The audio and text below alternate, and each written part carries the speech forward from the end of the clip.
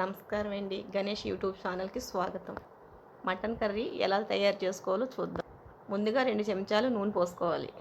1 చెక్క 3 లవంగాలు, సన్నగా తరుక్కున్న ఉల్లిగడ్డలు 3, అల్లం వెల్లుల్లి పేస్ట్ 2 స్పూన్లు, పచ్చి వాసన పోయిందాకా బాగా వేయించుకోవాలి.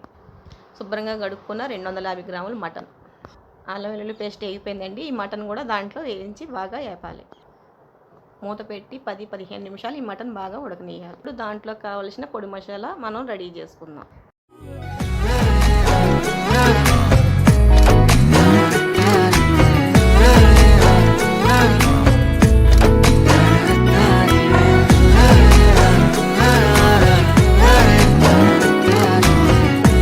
ఇప్పుడు దాంట్లో కావలసిన పొడి మసాలా మనం రెడీ చేసుకుందాం.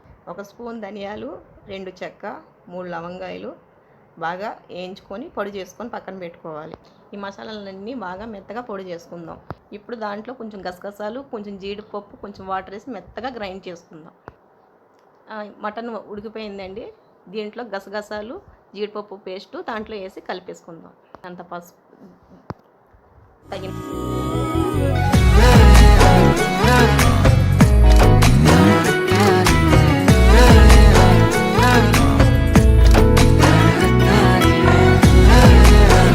కారం వేసుకుందాం. కూరకి సరిపడినంత కళ్ళుప్పు, బాగా మసాలా పట్టేటట్టు బాగా కలుపుకోవాలండి.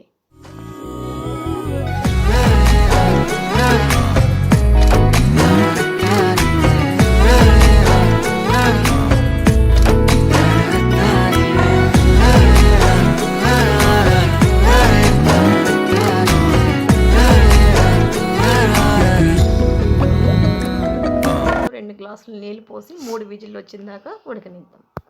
3 విజిల్లు వచ్చేసినాయండి. మూత తీసుకొని ఎలా ఉందో మనం చూసుకుందాం. మటన్ కర్రీలోకి ఇప్పుడు తగినంత పొడి మసాలా వేసుకుందాం.